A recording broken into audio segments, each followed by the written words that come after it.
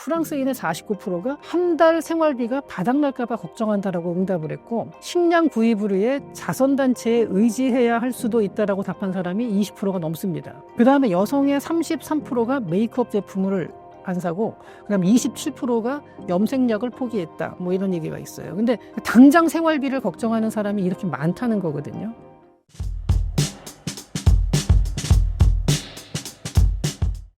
프랑스 경제가 어렵다고 하는데 사실인가요? 네, 근데 프랑스가 뭐 이미지만 그런 게 아니라 물론 선진국입니다. 선진국이고 잘 살고 굉장히 탄탄한 나라인 건 맞는데, 최근에 보면은 좀 경기가 안 좋아지고 재정도 안 좋아지고 그러는데, 저도 이거 깜짝 놀랐어요. 작년에 무디스에서 이제 프랑스 신용등급 내린 것도 그렇고, 그 다음에 국내에서 웬만하면 프랑스 쪽, 그러니까 유럽 쪽에 자세한 보도들이 잘 안 되는데, 그래서 보다가 아니 무슨 프랑스 여론조사기관에서 2024년 작년 11월에 조사한 게 국내에 소개가 됐는데, 프랑스인의 49%가 한 달 생활비가 바닥날까봐 걱정한다라고 응답을 했고, 그 다음에 식량 구입을 위해 자선단체에 의지해야 할 수도 있다라고 답한 사람이 20%가 넘습니다. 그러니까 뭐 실제 그러고 있다는 건 아니고 그런 걱정을 하고 있다. 그 다음에 여성의 33%가 메이크업 제품을 안 사고, 그다음 27%가 염색약을 포기했다. 뭐 이런 얘기가 있어요. 근데 당장 생활비를 걱정하는 사람이 이렇게 많다는 거거든요. 그러고 저도 이게 당시 왜 그런가 찾아봤는데, 이게 쭉 보다 보니까 특별한 이유는 없어요. 프랑스가 갑자기 그렇게 경기가 어려워진 특별한 이유는 없는데, 이제 그동안에 요즘에 이제 물가 상승이 일단 커요. 이 직접적인 원인은 좀 물가 상승인데, 물가 상승이 근데 어제 오늘 일은 아니거든요. 예, 꾸준히 됐었고, 거기다가 저성장은 상당히 지속이 됐고요. 굉장히 오랫동안 저성장이었고, 그 상태에서 2023년 연금 개혁 이후에 아주 국내에서의 정치적 불안도 굉장히 심했었고, 이게 금방 봉합이 되진 않고, 1년 가까이 지금 23년 연금 개혁으로 시위가 1년까지는 안 갔지만 한 6개월 이상 길거리에 불 지르고, 그러니까 우리나라랑은 비교가 안 될 정도로 과격한 시위가 엄청나게 있었죠. 총파업 나오고 이런 식으로 하면서 이것들이 누적이 되다 보니까 점점 이런 식으로 사람들의 불안 심리가 올라간 걸로 저는 보고 있습니다. 프랑스의 신용등급 강등은 어떤 의미를 가지나요? 사실 저는 이 신용 등급이 강등된 게 가장 큰 원인은 재정 문제거든요. 그러니까 재정이 지금 프랑스의 GDP 대비 부채 비율이 110.8%로 이게 그리스, 이탈리아에 이어서 세 번째로 많습니다. 그러니까 포르투갈, 스페인보다도 많거든요. 예전에 피그스 그래가지고 포르투갈, 스페인을 집어넣었었는데, 이제는 프랑스가 그 자리를 이거를 차지했다라고 말하기는 좀, 정말 그렇게 됐습니다. 그러니까 EU 전체 평균이 82%예요. 근데 프랑스는 110%를 넘어섰거든요. 이거 엄청나게 높은 거죠. 근데 이게 가지고 단순히, 그러니까 무디스에서 프랑스의 신용 등급을 낮춘 것 그거 자체보다도 그런 거는 사실은 일시적인 현상이면은 이게 큰 문제는 아닌데, 이거는 문제는 일시적인 현상이 아니라 프랑스의 재정이 굉장히 어려워졌는데 이게 장기적으로도 회복될 가능성이 잘 안 보인다라고 평가를 한 거예요. 이런 점에서는 프랑스 재정이 상당히 지금 어려운 상황이라는 거고, 그렇다고 해서 무슨 이제 성장을 잘 하고 있냐 하면 그것도 아니에요. 새로운 기업들이 잘 보이냐? 물론 전혀 없는 건 아니지만, 프랑스에서 보면요, 지금도 대표적인 기업 그러면요, 루이비통 만드는 회사가 프랑스 시총 1위입니다. 그리고 프랑스의 대표적인 시총 높은 기업 보면 로레알이라든지 이런 식으로 굉장히 오래된 기업들이 많거든요. 새로운 기업이 전혀 없는 건 아닙니다. AI 쪽에서도 성과가 나오기는 해요. 그 다음에 파스테르 연구소 같은 경우도 프랑스의 어떤 생화학 쪽에서 아주 가장 대표적인 기관이고, 그쪽으로 노벨상 받은 사람도 많이 나오고 성과가 굉장히 많았었는데, 그 성과가 과연 최근에 나온 거냐 하는 거예요. 이게 벌써 한 3, 40년 이상 이미 프랑스의 연구 수준이라는 것도 좀 정체된 거 아니냐, 이런 얘기가 나올 정도로 좀 뒤처지고 있다. 그러니까 새로운 동력은 보이지 않고, 그 다음에 이 재정은 계속 악화되고, 특히 연금 문제나 이런 것 때문에 재정이 회복될 가능성도 잘 안 보이고, 그러다 보니까 이제 그런 상황에서 요즘에 최근에는 물가도 그러니까 전 세계적으로 물가가 많이 올랐죠. 근데 그러다 보니까 사람들이 이 불안 심리도 커지고, 또 해외 이제 평가 기관에서도 프랑스가 이게 쉽게 개선될 가능성이 잘 안 보인다, 이제 이렇게 평가를 하고 있는 거죠. 그러니까 종합적으로 총체적인 좀 어려움을 겪고 있는 겁니다. 프랑스의 연금이 우리나라 1년 예산보다 많다는데 사실인가요? 그게 약간 부정확한데, 그러니까 연금이라는 게 되게 뭐 이상한 것들이 막 포함돼요. 지금 뭐 어떻게 계산하느냐에 따라서 이게 숫자가 달라져가지고, 저도 정확하게는 그 숫자를 잘 계산을 못 하겠어요. 찾아봤는데, 이게 정확히 모르겠는데, 저건 적어도 흔히 이제 그 OECD 기준으로 봤을 때, OECD 기준으로 보면은 그 프랑스의 연금 지출이, 그러니까 연금인데 사실 이게 사회보장 여러 가지가 좀 포함되어 있어서 이게 그쪽에서 나오는 기준이 있습니다. 그 OECD 기준. 거기 보면 GDP 대비 한 16%인데 이게 OECD 평균이 14%니까 한 2% 높은 건데요. 그리고 21년도 월드뱅크에서 나온 건데 이거는 연금 수급자가 전 국민의 지금 이미 21%가 됐어요. 근데 이미 이런 상황이고 이게 그 연금 지출 액수가 OECD가 다 높습니다. 전반적으로 다 높고 그런 상황에서 프랑스는 그거보다도 더 높은 상황이고 최근에 이 연금 관련돼서 왜 저도 정확한 액수 가지고 얘기하기는 힘든데 프랑스는 이거 외에도 복지 비용이 굉장히 많거든요. 그러니까 연금하고 사회보장 전체 이 통계를 자꾸 보다 보면요. 연금하고 사회보장이 합쳐서 나오는 게 많아가지고 저도 이게 정확하게 모르겠어요. 근데 그 숫자 자체는. 근데 어쨌든 이 부담이 굉장히 큰 건 사실이고 그러다 보니까 연금 개혁 이슈가 프랑스에서 많이 떠올라서 23년에 연금 개혁을 했죠. 근데 이 내용이 어떻게 되냐면은 딱 핵심으로 잘라서 얘기를 하면요. 늦게 받기 시작하고 일 더 해야 되고 대신에 받을 때는 조금 더 받는다. 요런 식으로 돼요. 이제 어떻게 되냐면은 정년을 62세에서 64세로 연장을 했는데 이 얘기는 뭐냐면은 연금 받는 나이를 62세에서 64세로 올렸다는 거예요. 2년 더 늦게 받는 건데 물론 이제 한 번에 바꾸는 건 아니고 점진적이에요. 1년당 3개월씩. 그러니까 1년 후에는 62세 3개월, 그다음에 62세 6개월 이런 식으로 가서 2030년이 되면은 이제 64세부터 받게 되는 거죠. 그 연금 기여 기간 이건 뭐냐면은 일한 기간이 그동안은 42년이었는데 이거를 이제 43년으로 이제 1년 더 늘렸고요. 그리고 근데 이제 최저 월 임금에 그러니까 현재는 75%까지 보장을 해주는 거였거든요, 연금이. 근데 이걸 83%로 증액을 했어요. 그러니까 받는 건 조금 더 받는 거죠. 이렇게 이제 바꿨는데 여기에 대해서 그러니까 당장 내년부터 받을 줄 알았는데 갑자기 이게 3개월 더 늦추라 그러니 얼마나 이게 반발하는 사람이 많아요. 그러니까 노동자 특히 이제 노조 쪽에서는 굉장히 반발을 많이 하고 자영업자들도 마찬가지일 테고요. 반발을 많이 해서 전국적으로 여론이 아주 안 좋았습니다. 반대하는 사람이 70%를 넘었으니까요. 근데 상원에서는 이 개정안이 통과가 됐어요. 그 하원 표결을 하려고 그러는데 이게 부결될 가능성이 굉장히 높았거든요. 그 당시에. 그러니까 다수당이 아니었어요. 그 마크롱이 자기네가 이제 여소야 대식이었는데 그러니까 이때 헌법 제49조 3항을 들어서 별도의 투표 없이 이걸 발동해서 투표 없이 하원에서 투표 없이 그냥 밀어붙인 거예요. 네. 그래가지고 그때 뭐 총리 불信任 안까지 나왔는데 불신임안이 가까스로 부결돼가지고 그나마 마크롱 대통령이 지금까지 유지를 하고서 이 안이 통과가 된 건데 이만큼 마크롱 대통령도 상당히 자기한테 불리한 결정을 한 거예요. 연금을 더 이상 미룰 수 없다. 지금 아마 반대하는 그 반대 당에서도 아마 자기네가 집권을 했으면은 이거를 밀어붙였을 가능성이 상당히 높습니다.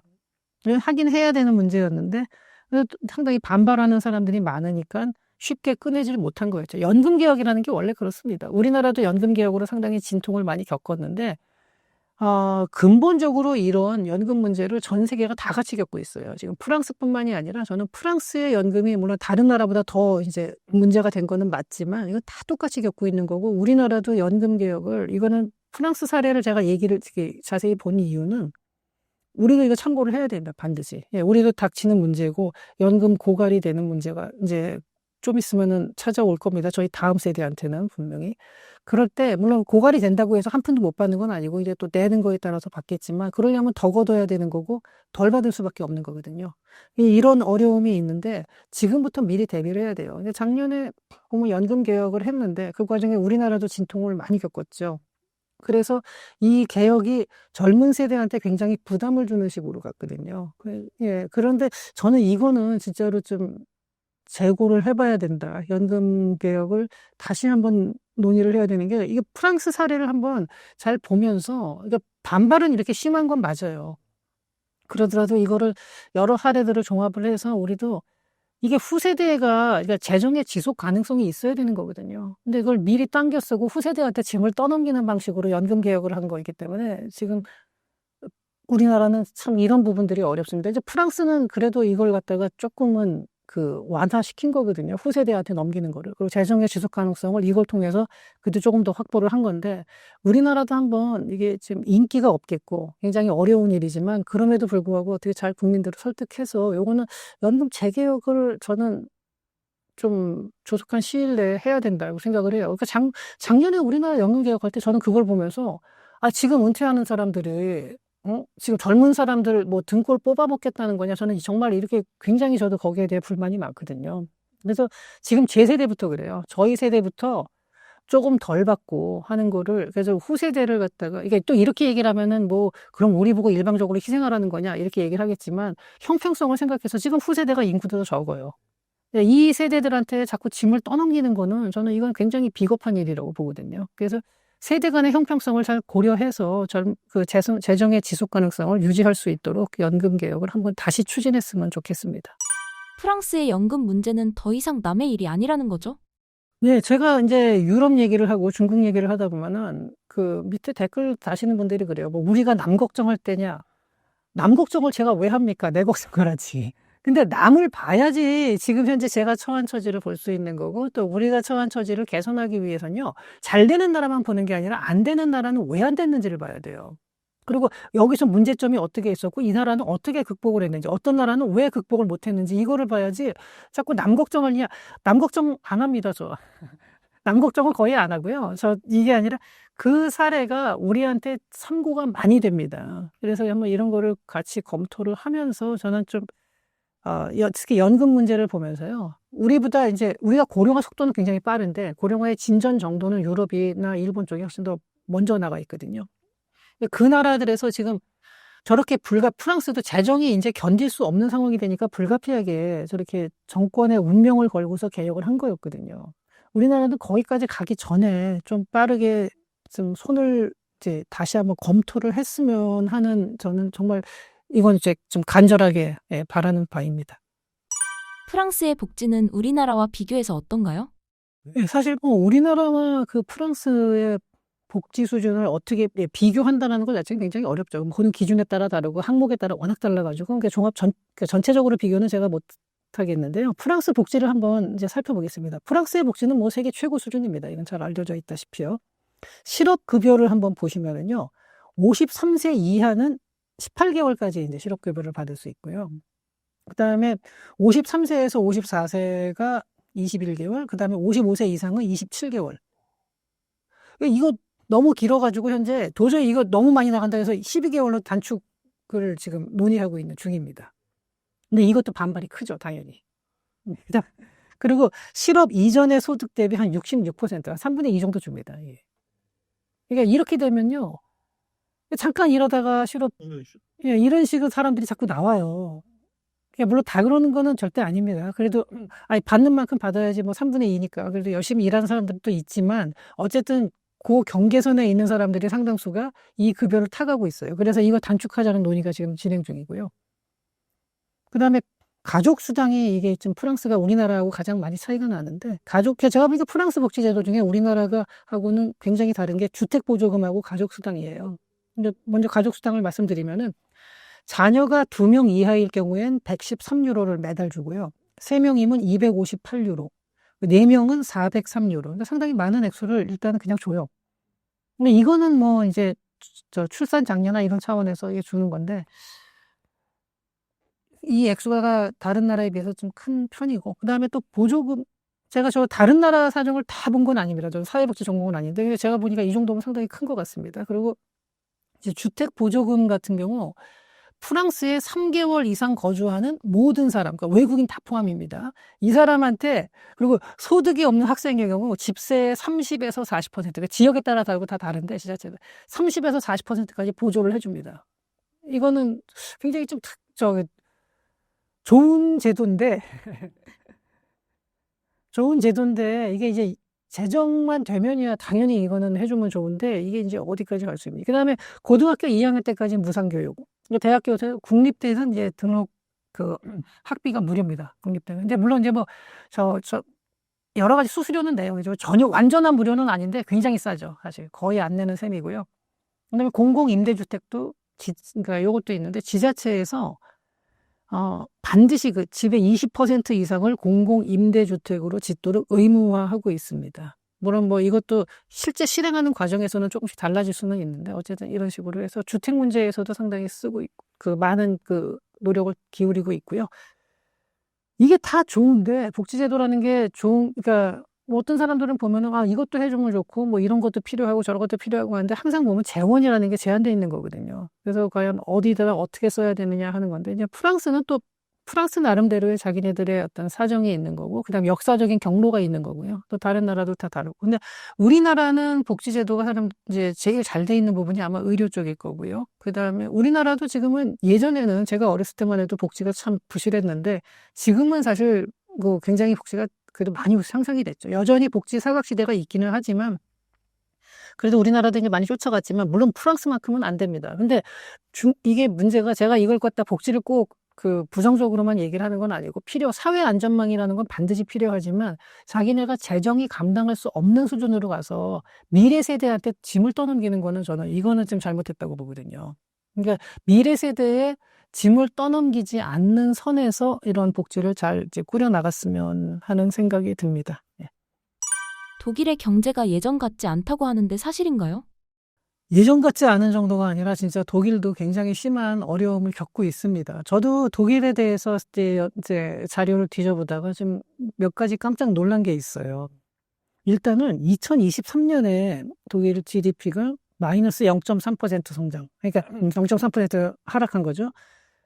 근데 이게 1년 정도는 그럴 수가 있어요. 근데 한 번 그렇게 하락하고 나면요. 기술적 반등이 돼서 그 다음에는 좀 올라가는데 그 다음에 2024년에 또 마이너스 0.2%. 네, 2년 연속 마이너스를 찍었어요. 올해는 어떨거냐? 올해는 뭐 글쎄요. 마이너스까지는 안 갈 가능성이 있겠지만 그래도 지금 해봤자 1%를 넘어갈 가능성은 없고 굉장히 저성장이 지금 지속이 되고 있고요.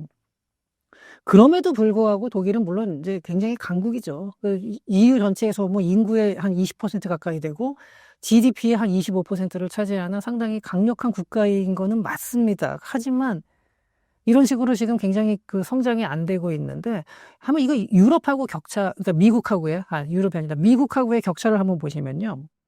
1980년까지만 해도 그 미국 경제랑 비교했을 때 독일이 미국 경제의 한 30% 정도, 미국 GDP랑 독일 GDP를 비교하면 이 정도 됐었는데 이게 쭉 와서 이제 2000년대 딱 들어오니까 이게 20% 밑으로 떨어져요. 2000년에 미국이랑 비교하면. 그러다가 이제 2008년도에 금융위기 때 이제 미국이 잠깐 이제 하향되면서 조금 올라가긴 했는데 지금은 2023년, 그러니까 국제 통계는 원래 한 2년 정도 렉이 있습니다. 이게 지금 23년도에 보면요. 미국 경제 GDP에 비해서 독일 그 GDP를 이렇게 나눠보면요. 이게 15% 밑으로 떨어졌습니다. 그러니까 미국하고 격차가 과거에는 그래도 뭐 3분의 1 정도였는데 지금은 15% 밑으로 떨어진 거예요. 그러니까 이게 절반 이하로 떨어진 거죠. 굉장히 이렇게 하락을 하게 됐는데 이거는 뭐 다른 유럽 국가들도 다 비슷합니다. 비슷한데 독일이 특히 심해요. 예, 이게 특히 그러니까 떨어지는 속도가 독일이 가장 빨랐습니다. 근데 이게 어려워진 가장 큰 이유가 뭐냐? 그러니까 뭐 이게 단기적인 것과 장기적인 것 두 가지로 나눌 수 있습니다. 단기적인 거는 일단 에너지 문제입니다. 그러니까 러시아 에너지에 대한 의존도가 너무 높았죠. 근데 전쟁이 터지면서 러시아 우크라이나 전쟁이 터지면서 이 에너지 가격이 엄청나게 상승을 합니다. 이게 그래서 산업 생산에도 전기세가 유럽 평균의 뭐 3배 이상 되고 산업에서는 또 가스를 쓰는 경우가 많거든요. 이게 전기만 쓰는 게 아니라요. 어떤 특정한 산업에서 온도를 갖다가 균일하게 올리고 뭐 이런 열 처리라든가 이게 할 때는 보면 가스를 쓰거든요. 근데 러시아산 가스가 막히니까 생산 차질도 많이 생겼고요. 기다리고 있는데 가스는 안 들어오고 있고 뭐 이런 것들이 많아요. 그러니까 실제로 그 열 처리할 때 보면 이렇게 쇠로 녹이는 거 있잖아요. 그러면은 균일하게 온도가 똑같아야 돼요. 어느 한쪽은 높고 한쪽은 낮고 이렇게 되면 안 돼요. 우리가 뭐 방에서 추울 때 데울 때는 여기부터 따뜻해졌다가 저쪽에서 나중에 따뜻해져도 뭐 큰 문제는 안 되잖아요. 근데 이런 이제 그 철뿐만 아니라 다른 것도 그렇죠. 이렇게 온도를 갖다가 균일하게 유지하고 할 때는 이거는 전기나 이런 거를 잘 안 되고 주로 가스를 써요. 근데 이 가스 공급이 원활해지지가 않으니까 생산에 차질도 있고 또 전기를 쓴다 하더라도 전기에서도 그 비용이 너무나 높고 다른 나라에 비해서 이제 이런 문제가 있고요. 그다음에 중국 의존도가 굉장히 높아졌거든요. 독일이. 예, 굉장히 이제는 이제 독일하고 자동차 같은 경우 특히 심하고요. 중국하고의 그 관계가 굉장히 긴밀해요, 중국이. 그런 그 독일과 중국이 굉장히 긴밀하고 서로 수출 수입이 굉장히 많은, 그러니까 무역액이 굉장히 많은데 중국 경기가 다운되면서 독일 경기도 같이 다운되는 효과가 좀 있었죠. 그러니까 물론 중국 경기가 다운되면 당연히 우리나라 같은 나라도 영향을 받습니다. 뭐 일본도 받을 테고 중국에야 뭐 워낙 전 세계에 다 영향을 주는데 그 중에서도 독일이 가장 심하게 영향을 받은 거죠. 뭐 가장까지는 몰라도 작은 주요국 중에서는 정말 중국하고의 그 연결고리가 너무나 강했거든요. 그러다 보니까 이게 이렇게 됐고요.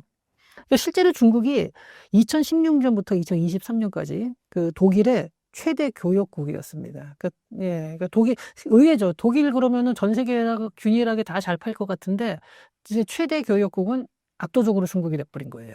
우리나라도 뭐 중국의 비중이 굉장히 큰데, 우리나라는 그래도 중국, 미국 왔다 갔다 했거든요. 근데 지금 독일은 뭐 중국하고 압도적으로 강하고요. 그래가지고 대중국 수출을 보면요. 저도 자동차, 기계, 화학, 뭐 산업장비 이런 식으로 독일의 주력 상품들인데 이쪽에 그 매출이, 그러니까 수출이 상당히 줄어든 거죠. 그리고 중국에서 주로 뭘 수입하냐 그러면 전자제품, 뭐 스마트폰이나 반도체, 그리고 기계 부품, 뭐 화학 제품들이 들어오고 있는데요. 전반적으로 이러다 보니까 그 독일이 이제 많은 타격을 받았고요. 전기세도 이게 지금 보면은 뭐 2019년에 가정용 전기요금 같은 경우요. 킬로와트당 41.6센트였는데 이게 이제 EU 평균보다 한 50% 이상 높은 거고요. 그리고 전기요금이 이제 2019년 보면 1메가와트당 42유로에서 최근에는 114유로까지 상승을 했어요. 그러니까 이거는 거의 3배까지는 안 되는군요. 한 2배, 거의 3배 가까이라고 볼 수 있겠네요. 한 2.7배, 2.8배 요 정도 이렇게 올라갔고요. 그리고 러시아로부터 들어오는 그 노드스트림으로 들어오는 가스가 이게 막힌 게 굉장히 커요. 생산 차질이 상당히 많이 발생하고 있고요. 그리고 제가 전기값이 워낙 많이 올라가다 보니까 지금 제조업 경쟁국가 다른 나라들, 그러니까 미국이나 중국하고 비교했을 때 전기값이 한 2배 이상 된다 이렇게 얘기를 하고 있고요. 근데 이런 것들 이제 요거는 근데 어떻게 보면은 전쟁 때문에 발생한 단기적인 이유일 수도 있겠죠. 이것만 회복되면은 다시 이 부분은 약간은 이제 완화가 될 겁니다. 근데 보다 근본적인 거, 이보다 더 중요한 게 뭐냐면은 독일뿐만이 아니라 유럽이 다 그런데 디지털 전환의 실패라는 거예요. 새로운 트렌드를 쫓아가지 못했다. 특히 2000년대 이후에 지금 새로 나온 기업, 미국의 매그니피선트 세븐이라는 기업을 보면요. 그중에 마이크로소프트가 제일 오래된 거거든요. 마이크로소프트만 해도 지금 미국에서는 상당히 오래된 기업, 전통 기업? 그거 언제 생겼냐면요. 80년대쯤에. 그러니까 물론 그 전에 생겼는데 커진 거 보면요. 그리고 미국에서 정말로 전 세계적으로 유명해진 건 90년대예요. 근데 그게 굉장히 올드 컴퍼니가 됐어요. 그 이후에 나온 거 뭐 구글이라든지 페이스북 뭐 이런 뭐 엔비디아 뭐 이런 기업들을 보시면요. 근데 지금 유럽 쪽에 있는 기업 중에 2000년대 이후에 이렇게 성장한 기업이 과연 몇 개나 떠오르시나요? 제가 보기에는 규모가 뭐 매그니피선트 세븐까지는 안 되더라도 그래도 내세울 만한 기업들이 전혀 없지는 않아요. 네덜란드에 ASML도 있고 그다음에 아스트라제네카 같은 그 기업도 있고 백신 만들었던 그다음 뭐 또 AI 쪽에서도 뭐 미스트랄 AI도 있고 몇 가지가 있기는 해요. 한데 그리고 딥마인드도 사실은 뭐 영국이고요. 이게 몇 개가 있는데 미국 하나에서 저렇게 마이크로소프트가 올드하다는 느낌이 들 정도인데 유럽을 대표하는 기업, 독일을 대표하는 기업 보시면은요, 벤츠, BMW, 뭐 폭스바겐, 바이엘, 뭐 바스프, 바이엘하고 바스프는요, 19세기에 만들어진 기업입니다. 물론 SAP 같은 그런 또 소프트웨어 기업이 있는데 그것도 굉장히 오래된 거잖아요. 그거 이미 90년대, 그러니까 마이크로소프트보다도 오히려 그냥 비슷한 시기가 아닌가 싶은데 거의 뭐 IBM급의 회사가 아닌가. 그냥 오래된 기업들이죠. 그러니까 저도 정확한 연도는 모르겠습니다만 자관 굉장히 오래된 건 맞아요. 2000년대에 뭐 생긴 기업은 아니죠. 근데 그렇게 보았을 때 이 가장 큰 원인이 뭐냐면요. 지금 보면은 독일이나 프랑스 이런 나라들이 주력 업종이라는 게 보면은 다 전통 산업 쪽이 강해요. 물론 이제 극단적으로 IT 쪽이 아예 없다라는 거는 아니지만 이게 굉장히 약한 거죠. 미국에 비하면. 그러다 보니까 자체적인 플랫폼도 없어요. 물론 이제 자체적인 플랫폼을 가지고 있는 나라가 많지는 않죠. 우리나라처럼 뭐 네이버, 다음 뭐 이런 게 있고, 중국은 뭐 자기네 통제하니까 뭐 거기 그쪽에 있는데, 그러니까 유럽 쪽에서는 오히려 그런 뭐 개인정보 보호도 더 강화하고 그런 플랫폼 기업에 대해서 아주 그 규제를 강화하는 식이거든요. 물론 AI 같은 경우는 유럽에서도 뭐 힘을 모아서 지금 육성을 하려고 하고 있지만, 과연 그게 미국에 있는 기업들하고 경쟁해서 이길 수 있을지. 이미 중국은 뭐 미국하고 같은 수준으로 올라오고 있는데, 거의 막 미국을 추격하고 있는, 같은 것까지는 아니지만 추격을 하고 있는 거고요. 이렇게 보면 새로운 산업이 성장 동력이 잘 나타나지 않았다는 거예요. 그러니까 우리나라도 보면은 뭐 삼성, 뭐 SK 하이닉스 이런 거 보면 오래된 기업인 건 맞아요. 삼성이란 기업도 굉장히 오래됐지만 주력 업종이 바뀐 걸 한번 보시죠. 현재 경쟁하는 구도. SK도 예전에처럼 뭐 정말 선경에서 시작해서 이렇게 지금 아직도 그거 하나요? 아니잖아요. 이게 바뀌고 있는데요. 뭐 우리나라도 이제는 조금, 근데 저는 요 얘기도 지금 제가 이 유럽 얘기를 하는 것 중에 이것도 한번 우리가 정말 꼭 생각해 봐야 되는 게, 우리나라도 현재 지금 보면 기업이 좀 관료화되는 거 아닌가. 그리고 반기업 정서가 강해지고 새로운 산업에 진출하는 거에 자꾸 막히는 부분들이 있어요. 과거에는 우리나라가 얼리 어댑터고 IT 서비스 같은 경우는 우리가 원천 기술은 없어도 응용을 제일 빨리 하면서 그걸로 수익을 많이 냈었는데, 제가 굉장히 놀랐던 것 중에 하나가 전 세계 어디 가도 우버가 그렇게 활발한데 우리나라는 우버가 없어요. 네, 이런 것들이 이제 우리나라에서도 나타나고 있는 게 아닌가. 자칫하면은 유럽의 실착을 우리도 같이 똑같이 따라가는 게 아닌가. 이 부분이 굉장히 우려가 돼요. 그래서 제가 자꾸 이 얘기를 말씀드리는 거예요. 유럽이 늦어졌으니까 아이고 잘 됐다, 이거 쌤통이다. 그렇게 제가 생각할 리가 없잖아요. 절대로 그런 뜻이 아니라 이거 우리가 잘 봐야 됩니다. 우리나라도 지금 이 길로 가는 것이 아닌 거지. 저는 그런 부분들이 걱정이 되는데, 다시 독일 얘기로 돌아가서, 그러니까 독일이 가장 근본적인 독일뿐만 아니라 유럽이 미국하고 격차가 벌어진 거는 전 디지털 전환의 실패가 있고요. 또 하나는 이민자 문제입니다. 자, 이민자를 받아들이는 것까지는 좋았어요. 그랬는데, 그리고 난민들을 받아들이잖아요. 난민들 1세대가 들어오면요, 정착을 하고 힘들게 살아도 별로 불편이 없어요. 왜냐하면은 자기가 난민 캠프에 있던 거, 자기 본국에 있었을 때보다는 그래도 여기 와서 사는 게 훨씬 낫거든요. 근데 2세대는 다릅니다. 나도 독일 사람이에요. 지금 스웨덴이 그렇죠. 스웨덴의 지금 스톡홀름이 유럽에서 제일 위험한 도시 중 하나가 됐거든요. 예, 깽단들이 거기서 총격전하고 이래요. 근데 그 중에 그게 뭐냐면요, 난민 2세대가 많아요. 왜냐하면요, 난민 2세대들이 사는 지역이 비슷할 수밖에 없어요. 중심지에 못 살고 아무래도 제일 싼데 각 변두리 지역에 살잖아요. 나도 스웨덴 사람인데 왜 나는 2등 시민이야? 얼굴도 차이가 나잖아요. 이렇게 되니까 이 사람들이 사회 불만 세력이 된 거예요. 근데 이 얘기도 제가 왜 말씀드리냐면요, 우리나라도 조심해야 됩니다. 요새 다문화 가족들이 지금 증가하고 있는데, 아직까지는 우리나라에서는 그 사람들이 불평 세력으로까지는 번지지는 않고 있고요. 근데 이 사람들을 그렇다고 해서 뭐 경계하라는 게 아니라 사회에 잘 흡수돼서 우리의 이게 건전한 시민이 될 수 있는 그런 걸 잘 만들어줘야 돼요. 이 사람들이 사회 불만 세력으로 빠지지 않게. 이게 왜 더 중요하냐면요, 얼굴이 차이가 나면요, 자칫 잘못하면 이 사람들이 2등 시민으로 갈 수가 있어요. 근데 사회에서 얼마나 이걸 잘 흡수해 주느냐.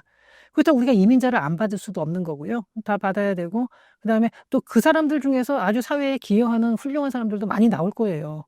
그러니까 그거를 어떻게 잘 키워내느냐. 이거 우리가 지금 유럽 사례를 보면서 반드시 생각을 해야 됩니다. 어떤 정책을 있든지 이건 반드시 심각하게 생각해야 될 문제고요. 그다음에 독일의 또 큰 문제 하나가 근로의욕 저하라는데, 저는 독일 그러면은 그냥 독일 사람 엄청나게 부지런한 거 옛날에 떠오르잖아요. 아주 그냥 딱 일 열심히 하고 일도 많이 하고 불평 없고 그럴 줄 알았는데, OECD에서 근로시간이 제일 적은 나라 중에 하나예요. 1년 연간 평균 근로시간을 보면요, OECD 30개국 평균이 1646시간인데 독일은 1349시간입니다. 프랑스하고 독일하고 어느 쪽이 더 일 많이 할 것 같으세요? 프랑스는 뭐 또 게으를 그쵸. 근데 프랑스는 1490시간이고 독일은 1349시간. 차이 많이 납니다. 프랑스가 훨씬 더 많이 일합니다. 영국은 더 많이 해요. 1497. 일본은 1609. 미국은 1790. 물론 우리나라가 제일 많습니다. 1910.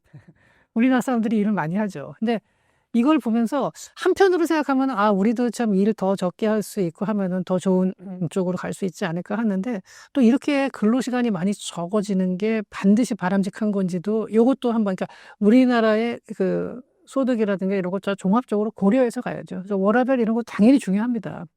근데 이제 또 그리고 이게 하나가 근로시간을 줄이는 게 저는 그 산업별이나 어떤 분야별로 좀 그 탄력적으로 적용했으면 좋겠어요. 그러니까 어떤 사람들은 정말로 워커홀릭이어가지고 막 일 더 하고 싶어 하는 사람도 있고 또 어떤 분야에 따라서는 정말로 좀 힘들더라도 보상을 많이 해주는데 대신에 일은 더 많이 하는 그런 업종이 필요하기도 해요. 예, 근데 이거를 갖다가 일률적으로 딱 시간을 정하고 얼마 이상 못하게 하고 막 이런 규제를 걸고 이러는 거는 조금 자제를 하면서 전체적으로 일하는 시간을 줄여나가면서 또 복지도 많이 생각을 하더라도 이렇게 근로 의욕이 저하될 정도로 가서는 저는 좀 그거는 좀 곤란하다고 생각을 합니다. 네.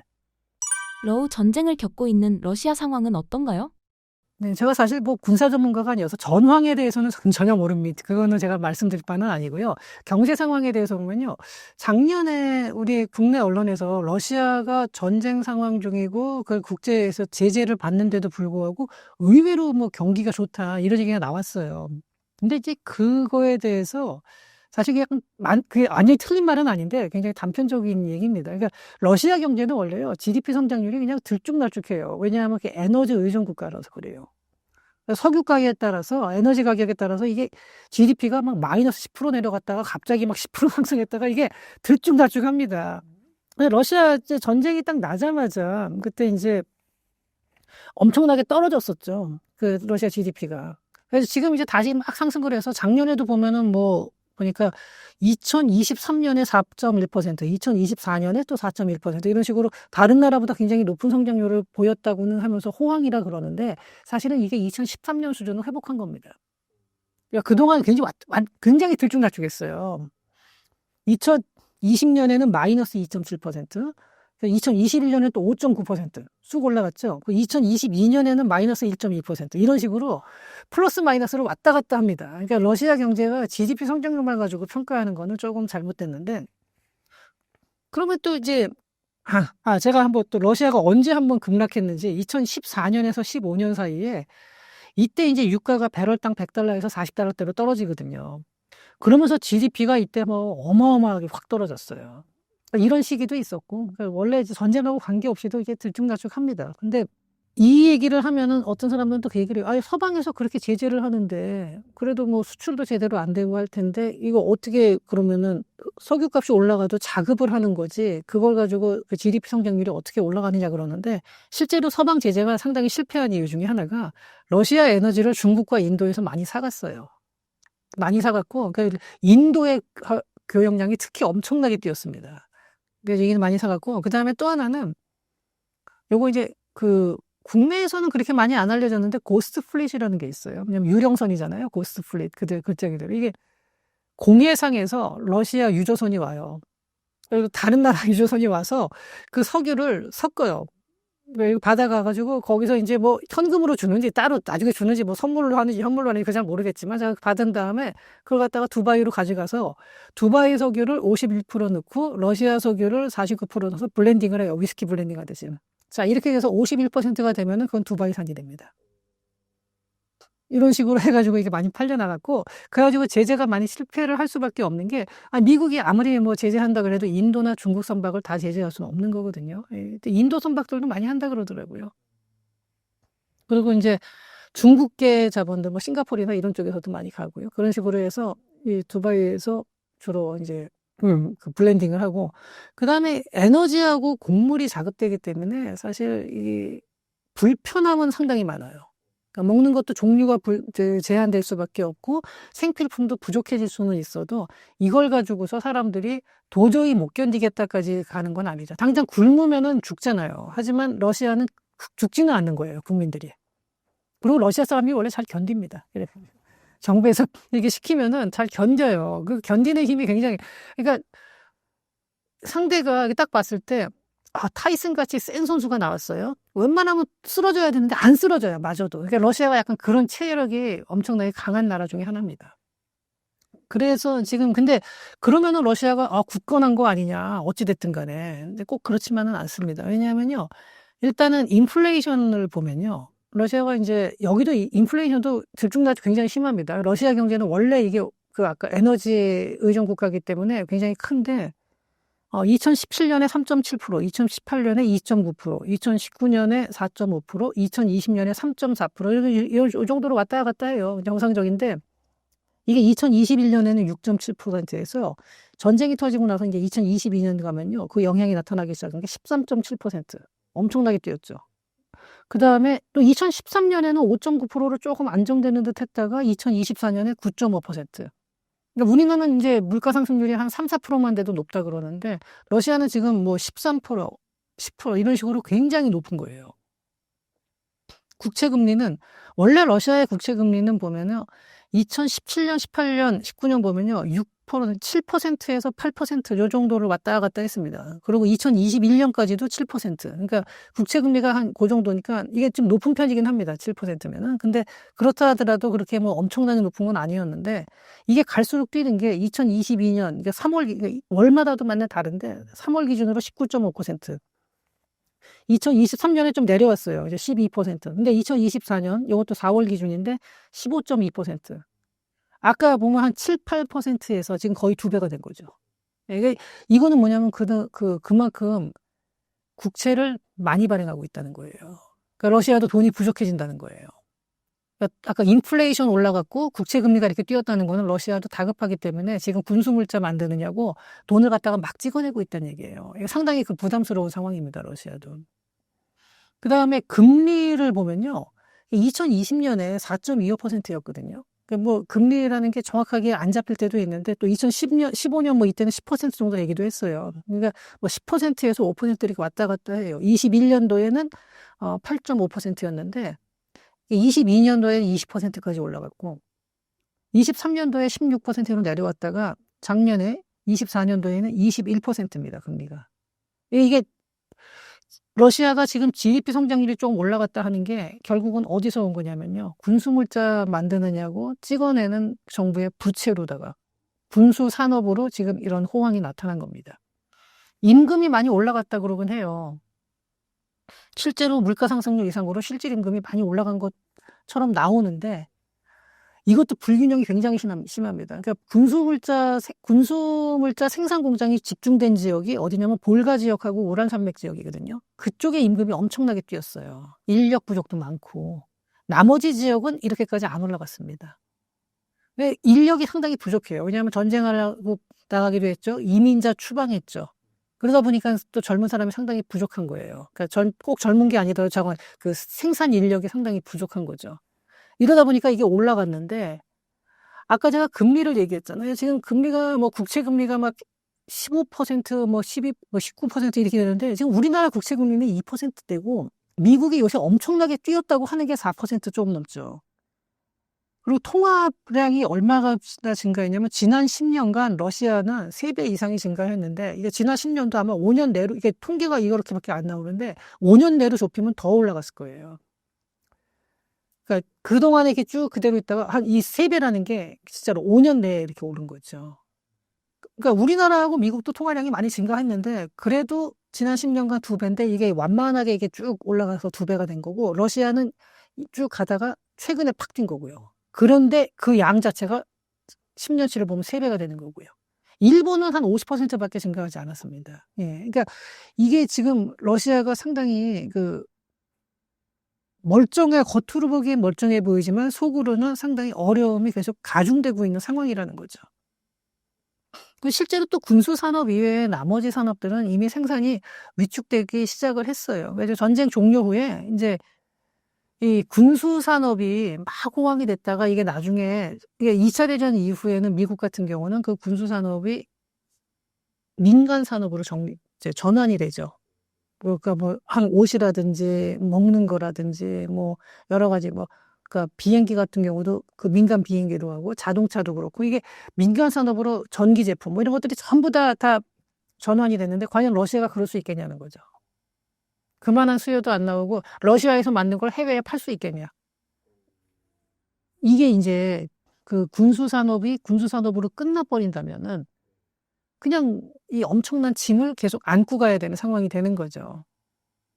단기적으로 1, 2년 동안 경제 성장을 올리는 거는 통화량 풀면은 가능합니다. 근데 지금 러시아가 일부러 통화량을 푼 건 아니고 전쟁을 하니까 어쩔 수 없이 푼 건데 결국 군수 산업을 통한 경제 성장이라는 게 장기적인 지속성이 있느냐 여기에 대해서는 상당히 의문이 있는 거죠.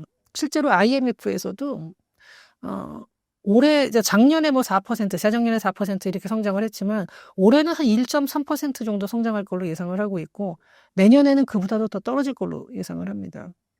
그러니까 전쟁에 기반한 경제라는 거는 아주 지속성이 좀 이제 높지 않을 거다 이렇게 보고 있는 거예요.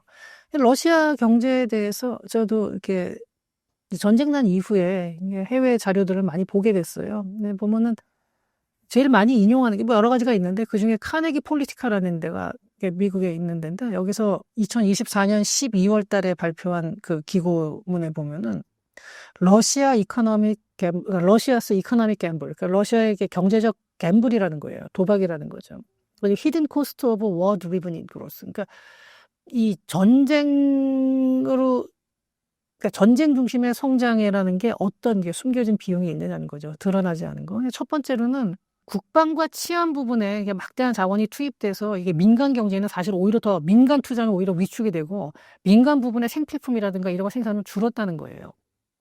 그래서 그리고 군수산업이라는 게 원래 부가가치가 높지는 않거든요. 그러다 보면 사람들이 뭐 군수산업이 굉장히 부가가치가 높은 줄 아는데 그렇지 않습니다. 군수산업은 그렇지 않아요. 생각보다.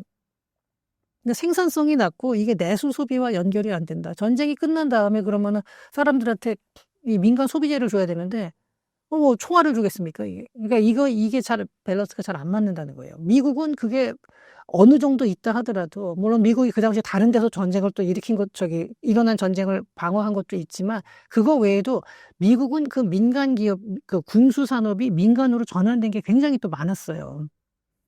근데 이제 지금 러시아는 별로 그런 부분들이 잘 안 보이지 않는다는 거고. 두 번째는 이제 이번에 전쟁이 나면서 해외 기업들이 많이 떠났죠. 예, 많이 떠난 상태에서, 물론 전쟁이 끝나면 돌아올 겁니다. 돌아오겠지만, 그동안에 기술이 고립된 거예요. 러시아는 이미 한번 뒤처진 거예요. 그래서 국내에서는 해외 기업이 돌아온다 하더라도, 국내에서는 그만큼 뒤처진 상태에서 시작하는 거예요. 나머지 기업들은, 러시아 자체 기업들은. 그리고 지금 서방 기술에 대한 접근이 한 2년 이상, 지금 2, 3년 정도 차단이 됐잖아요. 그러면은 디지털 기술이라든지, 이거 시대가 굉장히 빠르게 변하고 있는 상황에서 굉장히 기술을 고립과 뒤처짐이 발생을 한 거고요. 혁신이 부족해지는 거고. 그리고 이번에 고학력자들, 특히 IT 관련 인재들이요, 해외로 많이 이주를 했어요. 정말로 능력 있고 뛰어난 사람들은요, 스카우트 돼갔죠. 그 사람들 전쟁 끝나면 돌아올까요? 물론 돌아오는 사람도 있겠지만 많이 안 돌아올 겁니다. 이 인력 유출도 굉장히 큰 문제입니다. 그리고 이제 이렇게 되고 나서 러시아 경제가 다시 재건을 시작한다 한들 과거와 같은 수준의 안정감, 사람들이 이 심리적인 안정감을 느끼려면 시간이 좀 더 필요하다는 거죠. 긴장감, 유럽과의 이렇게 긴장감이라는 건 계속 유지가 되기 때문에 그리고 해외 기업들이 돌아온다 하더라도 과거의 그 전쟁 이전 수준으로 100% 다 돌아오느냐? 또 그건 아니라는 거거든요. 그러니까 이러한 비용들이 있기 때문에 러시아가 지금 겉으로 보기에 멀쩡해 보이지만 실제로는 그 내부적으로는 상당히 어려움을 말하자면 쌓아 나가고 있는 거죠. 근데 겉으로는 그 어느 정도는 감출 수 있는 수준이긴 하지만요. 이번 러우 전쟁으로 러시아에 어떤 영향을 끼쳤나요? 그 부분이 사실 제가 이제 국제 정치학 자체는 제 전공은 아닌데 저도 뭐 경제를 쭉 보다 보면서 같이 관련된 논문도 많이 봤습니다. 그래서 여러 군데 나온 거를 보면은 뭐 이거는 꼭 제 개인의 의견이라기보다도 여러 전문가들의 의견을 종합해서 보면은 러시아가 전쟁을 일으키기 전까지만 해도 나토와 러시아의 긴장감이 그렇게까지 높진 않았다. 이제 역사적으로도 보면은 항상 러시아와 서유럽은 서로가 서로를 무서워했어요. 그러니까 서유럽은 러시아를 무서워하고 러시아는 독일, 프랑스를 무서워했고요.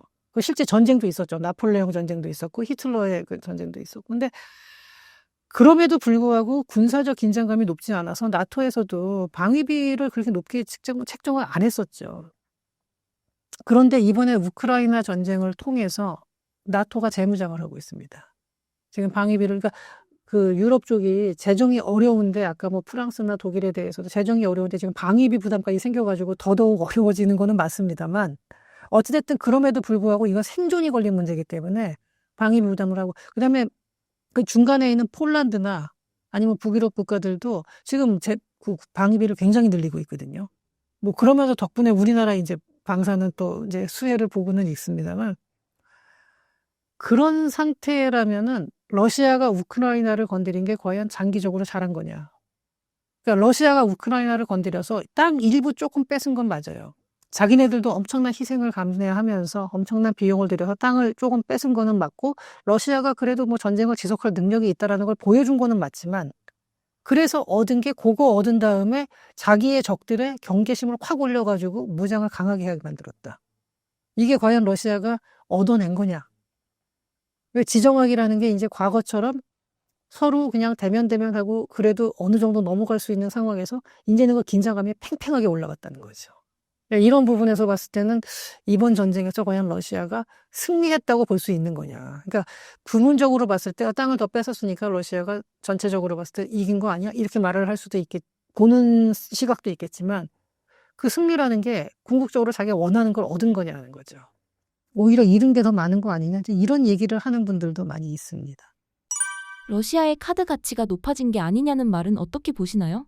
그거는 저도 상당 부분 동일합니다. 뭐 완전히 그렇게 꼭 된다라고 단정은 할 수는 없는데 더구나 지금 보면 푸틴하고 뭐 트럼프하고 뭐 서로 설전을 벌이고 있고 뭐 이러기는 합니다. 근데 전쟁이 언젠가는 이제 마무리가 될 거고 뭐 휴전이든 종전이든 이렇게 되고 난 다음에는 이제 중국에 대해서 견제를 그러니까 미국의 중국 견제는 이거는 사실은 꼭 트럼프 개인의 문제가 아니에요. 민주당 바이든 시절에도 있었고 앞으로도 계속될 겁니다.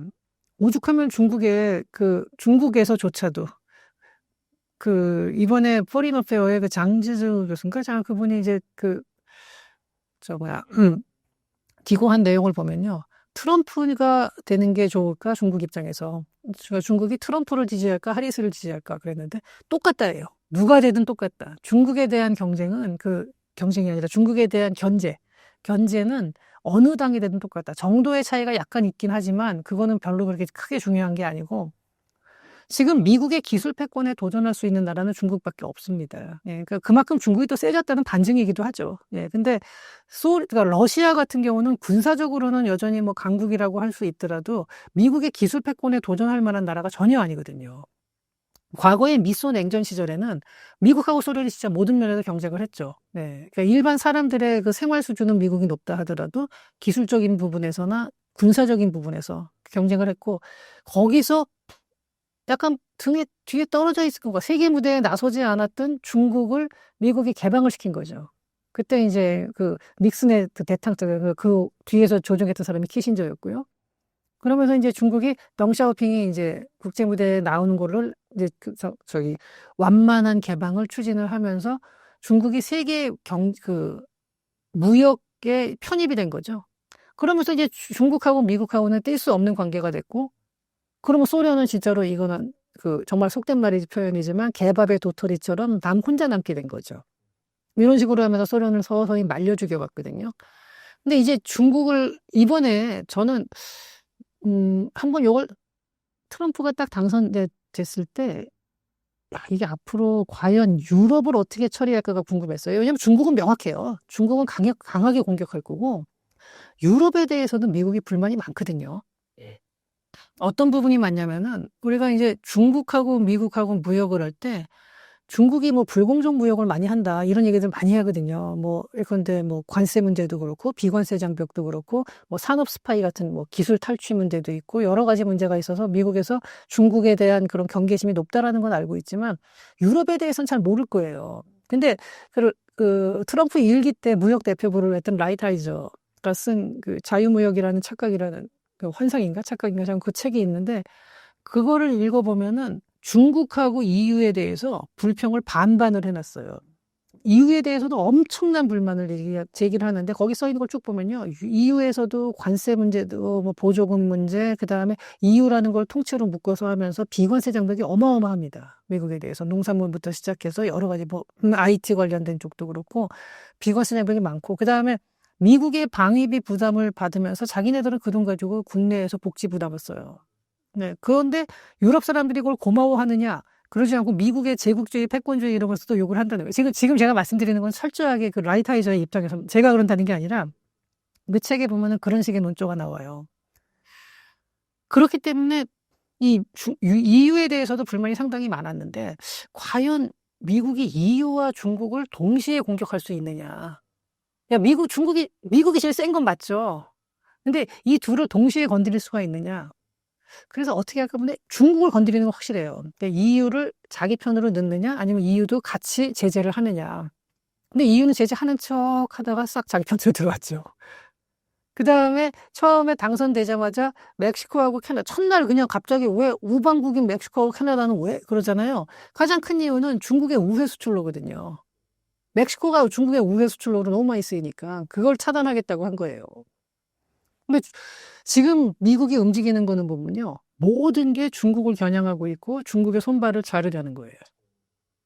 이렇게 해서 중국을 고립시키고 중국에 압박을 가하는 거기 때문에 이번에 이제 미중 간에 뭐 무역 협상을 하고 있고 오늘도 제가 어제 보니까 뭐 이번에 러트닉 상무장관은 뭐 결과에 대해서 상당히 호의적으로 얘기를 했어요. 좋은 대화였다 뭐 이렇게 얘기를 하는데 그건 일시적입니다. 그리고 일시적인 거고 일단 봉합은 하더라도 근본적인 해결은 절대로 지금 일어날 수가 없어요. 이게 투기 TDS의 함정이라는 얘기 한동안 많이 있었죠. 그러니까 강대국이 있을 때 또 하나의 강대국이 치고 들어오면은 반드시 충돌이 발생할 수 없다는 건데 뭐 이건 뭐 당연한 거잖아요. 과거에 뭐 그 로마와 카르타고부터 시작해서 미소 냉전 뭐 이게 그동안 쭉 있어 왔는데 이게 실제 전쟁으로 가는 경우도 있고 실제로 그러니까 냉전이 아니라 진짜 정말로 열전으로 가는 경우도 있지만 미소처럼 냉전으로만 끝나는 경우도 있죠. 예, 그게 정말 그나마 다행인 거죠. 정상적인 충돌이 아니라. 그러니까 전면적인 충돌이 아니었으니까요. 자, 이런 상황에서 미국은 중국에 대한 견제는 계속할 거고 이번에 무역 협상에서 중국이 히토류라는 어떤 초크 포인트를 이용해서 미국을 압박을 하고 미국이 약간 물러서는 듯한 모습을 보인다고 해서 그러면은 역시 중국이 견디는 힘이 세구나. 그리고 미국은 내부 문제가 많잖아요. 내부에서 나오는 여러 가지 불만들을 잠재우면서 가야 되고 중국은 그럴 필요가 없는 거고 하니까 중국이 일단은 뭘 한다 그러면 견디는 힘이 세고 또 그래서 일시적으로는 중국이 협상에서 더 좋은 카드를 얻어낸 것처럼 보일 수 있지만 앞으로 4년 내내 갈 거고 4년이 아니라 그 다음에 민주당이 되든 트럼프 쪽의 공화당이 되든 누가 되든요. 중국이 확실하게 고개를 숙일 순간 기술 패권에서 멀어지는 순간까지 그 둘의 이 충돌은 지속이 될 겁니다. 이게 그 트럼프 1기 시절에 그 국가안보보좌관을 했던 오브라이언이 쓴 그 작년이죠. 작년에 트럼프가 당선되기 전에 포린 어페어에 기고한 게 있어요. 중국에 대한 완전한 승리라는 건데, 근데 그 완전한 승리를 뭐라고 정의를 했냐면요. 중국이 앞으로 우리한테 도전할 의사 자체를 잃게 만드는 게 완전한 승리다. 그리고 우리는 거기까지 가야 된다라는 거예요. 근데 오브라이언만 그렇게 생각하느냐? 이건 민주당도 마찬가지입니다. 다만 정도의 차이가 약간은 있고 그 수단이 이렇게처럼 극단적인 관세 뭐 이런 거는 아닐 수가 있겠죠. 하지만 이거는 앞으로도 미국과 그 중국의 이런 충돌은 단기간에 끝나지 않는 이유가 중국이 그렇다고 해서 쉽게 금방 망할 리는 없는 거고 그렇다고 미국이 그걸 멈출 리도 없는 거고요. 이거는 지속이 되는 거고요. 앞으로 뭐 지속적으로 가는데 근데 지금 그러면 어느 쪽이 유리하냐? 근데 아무래도 전반적인 체력으로 봤을 때는 미국이 이제 칼자루를 쥐고 흔드는 입장이고 중국이 방어를 하는데 일단은 지금 현재 상황으로 보면 중국이 생각보다는 방어를 잘 하고 있고 선방을 하고 있다라는 거지. 중국이 미국하고 협상해서 또 우월한 고지를 점령했다라고 말할 수는 절대 없는 겁니다. 권투 시합을 하는데 1라운드에 상대방이 나와서 막 공격하는데 방어를 잘하면서 잘 도망다니고 잽 한 두 대 쳤다. 그러면은 이제 잽 한 두 대 쳤으니까 이 경기는 내가 이겼어. 이렇게 할 수 있나요? 그건 아니죠.